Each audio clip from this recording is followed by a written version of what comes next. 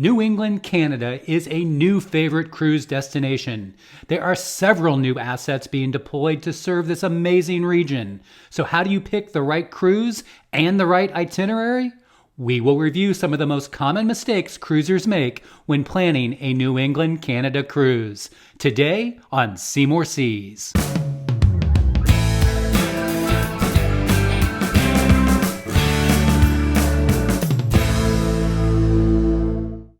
Growing up in the U.S. Midwest, I used to love to go to New England in the Boston area to visit my cousins. This has been a favorite destination of mine my entire life. All major cruise lines are now deploying assets to explore this great region. Today, we're going to show you how you can do the same. Hello and welcome. If you are new here, I am Doug and this is Seymour Seas, your cruise tips and planning channel where I hope to help you and your family pick, plan, and enjoy your next cruise vacation. If you find the video helpful in any way, do give it that thumbs up and please consider subscribing to the channel if you have not done so already. There is a lot of weekly cruise content on the channel, which I know that you'll enjoy. Thanks so much and let's get started. There are several new cruise itineraries out of Boston as well as the Northeast United States that service this area. You'll visit all the small port towns in Massachusetts, Maine, nearby Nova Scotia, Prince Edward Island, and then down the St. Lawrence River to Quebec City. You'll see all of the lighthouses along the northeast coast, as well as visit some of the seafood strongholds in Maine, Nova Scotia, or Prince Edward Island. Many of these itineraries either end or begin in Quebec City, just north of Montreal. It's a beautifully historic city and one that you should not miss. Any of the 7, 10, 11, or 14-night itineraries out of the Northeast U.S. will be there to enjoy and sure to impress. Many of these itineraries are actually one-way itineraries, either out of Boston or New York City, and they end up in Quebec City or the other way around. These are 7-night one-way cruises, and they're very, very popular. The round-trip cruises are normally out of Boston or New York as well, and they are 10 to 14-day round trips, but you can also find them out of Baltimore. These stop in many more locations, and you'll get to enjoy the St. Lawrence River, and normally these also have an overnight stay in Quebec City. Many of the ports that you're going to visit on these longer itineraries will include Bar Harbor, Maine, which is normally a tender port, Portland, Maine, which you will be docked, Halifax, Nova Scotia, which you could either be docked or also tendered. They only have a few berths for cruise ships, as does Sydney, Nova Scotia. They have a couple areas to dock, and then the remaining cruise ships there for the day will be a tender berth. Quebec City in Quebec is normally, as I said, an overnight or a beginning or ending to your cruise, and you will be docked in that port. Charlottetown, Prince Edward Island is also a dock or tender port depending on the amount of ships in port for that particular day. These are very unique ports. Most of the areas are very walkable. However, I would definitely research guided tours for all of these wonderful New England, Canada, and Nova Scotia stops. Most major cruise lines are all going to have assets deployed in the region for the cruising season. Princess does a great job at this area, and they're going to have some of their mid-size as well as even a few of their larger ships to choose from for the cruising season. Royal Caribbean is going to have their mid-size to up to the Freedom class ships in the region for sailing New England and Canada. Norwegian will have mid-size ships as well as up to the Breakaway class in the region. Carnival seems to have most of their medium-size and older ships deployed, many of them out of either Baltimore or Boston. Holland America deploys mostly their older medium-sized ships for the region. Celebrity actually, for this coming season, will have 2 Solstice-class ships to choose from. And then a smaller cruise line that is making a big splash in the region is American Cruise Line. This is what you probably know from the Mississippi paddle boat, but they have developed a number of new ships, which are ocean ships that travel the East Coast as well as up in the Pacific Northwest. This is a great option for a more curated tour and a much smaller, more intimate experience. So as you can see, you're not going to have the huge mega ships from Royal Caribbean, Norwegian, Princess, and others. You're going to have more medium to medium large ships for your sailing in Canada and New England. This is because most of the port towns are much smaller than the big Caribbean ports, so you'll want a smaller ship to make sure that you can see all of the various small port towns on the Northeast coast. I do have an upcoming cruise booked for this area, and it is an 11-night cruise out of Boston on the Celebrity Eclipse. This is just a couple weeks before Gary Bembridge's group cruise on the same ship. The season for New England and Canada is normally summer through late fall. So by the end of October, most of the season is closed due to the fact that the fall foliage is past peak and it begins to get a little bit chilly.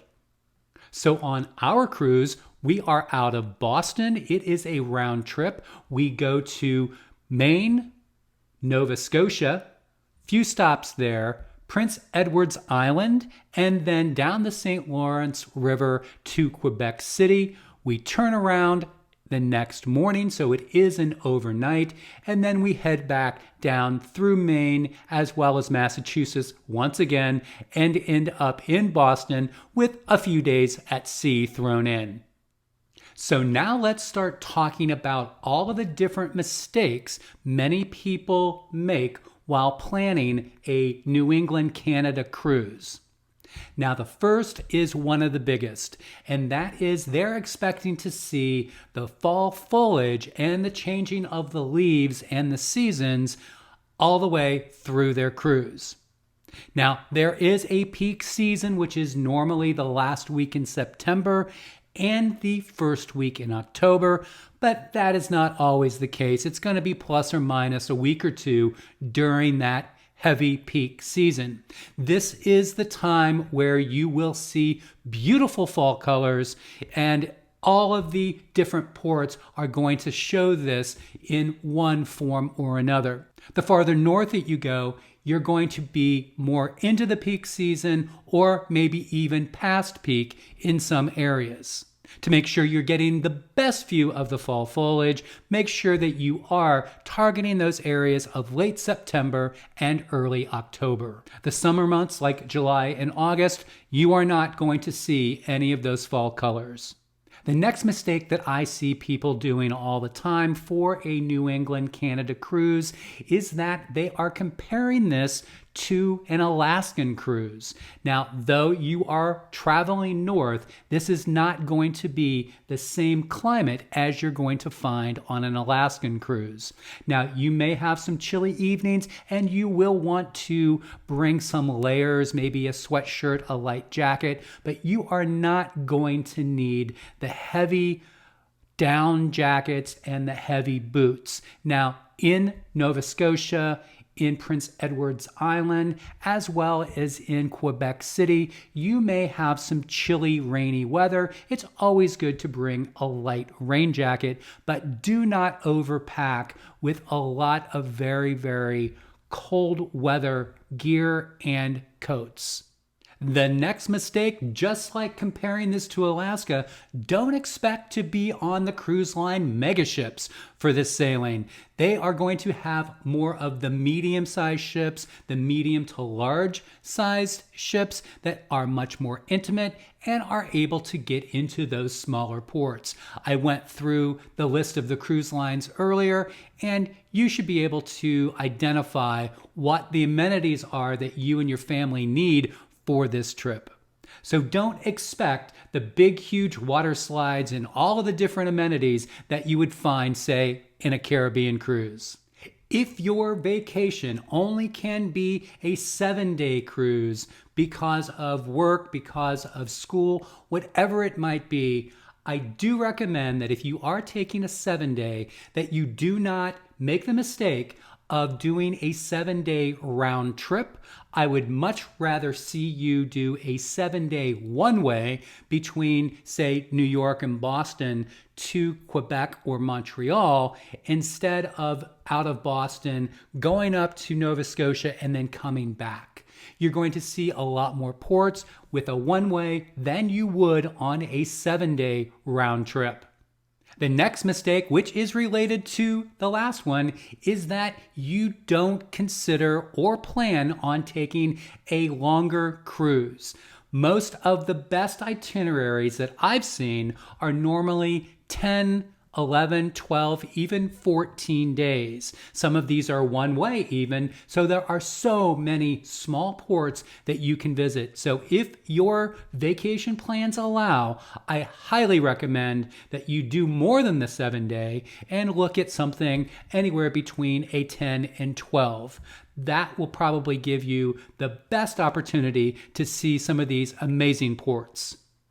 Those cruisers that have only experienced the Caribbean, and this Canada-New England cruise is going to be their first time in this region, they sometimes are looking for a more active cruise rather than a cultural one. So you're not going to have the zip lines and all of the water sports activities. You're going to immerse yourself into the local culture. Now, there will be whale watching opportunities. There will be a lot of different types of excursions, but they're going to embrace the culture of that specific port, whether it be seafood, whether it be the architecture and the history. So this is a very different experience. So don't make the mistake of thinking that you're going to have all of these wild, active adventures, but you should be considering the culture and the history of the region.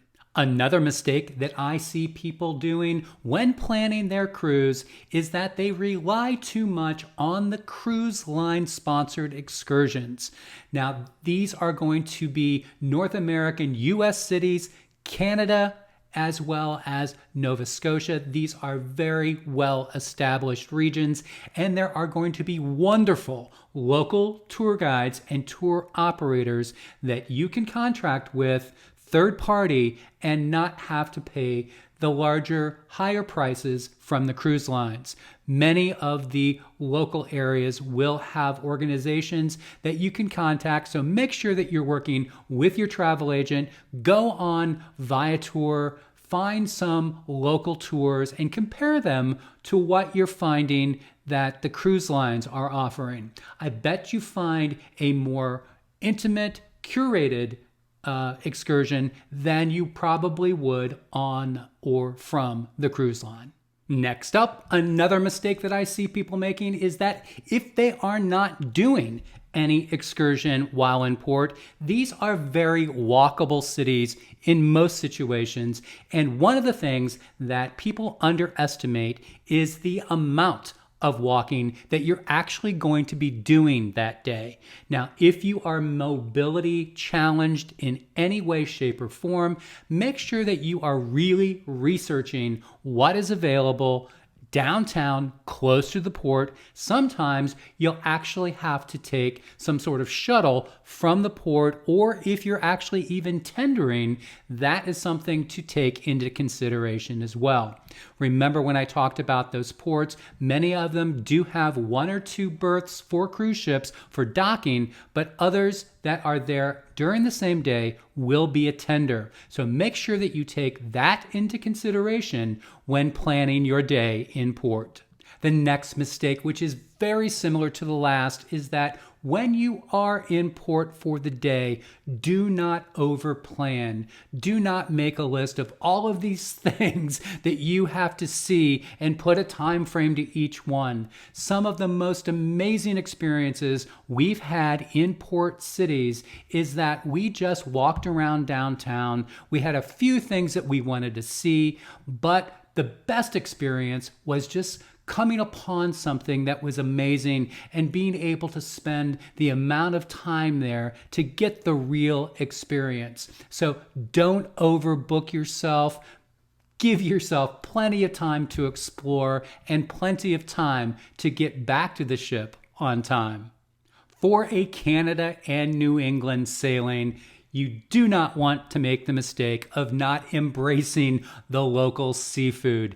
These are some of the best seafood locations in the world. So in Maine, in Nova Scotia, in Prince Edward's Island, you really want to make sure that you budget for an amazing seafood lunch or experience. So I would definitely make sure that you had this as part of your planning. And the last mistake that I will tell you about for this Canada New England sailing, just like any other cruise, your cell service, even though your plan might include a US and Canada, maybe even Mexico, make sure that you realize that you are going to be roaming and that you have an international plan for your cell phone. If not, rely on Wi-Fi, either in port or on the ship, and you can contact your carriers, such as we have AT&T, and we have an international plan that if we do use international cell service or data, we are only charged $10 minimum and do not have to pay the hourly or minute rate that is extremely high when roaming in countries. And just because it's Canada, it does not mean your cell service is not going to be roaming and you are not going to incur lots of additional charges. If you have other mistakes, recommendations, or tips for the viewers, please leave them in the comments below. I'd be very curious to see who has experienced this type of cruise. When you guys are ready to book your next cruise to Canada, New England, please email me at the email address shown here below. If you found this video helpful, please consider subscribing for additional cruise content just like this. And you might want to watch one of these videos next. Thanks so much everybody for watching, and as always, I'll see you again soon.